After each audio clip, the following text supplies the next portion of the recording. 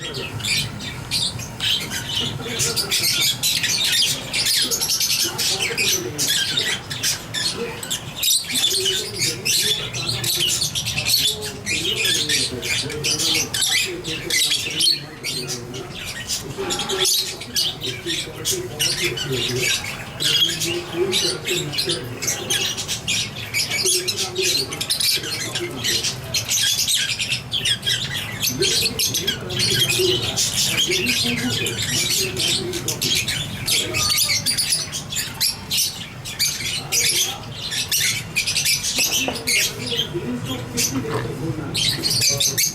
Kilo beans को करीब 45 minute तक भूनना पड़ता है।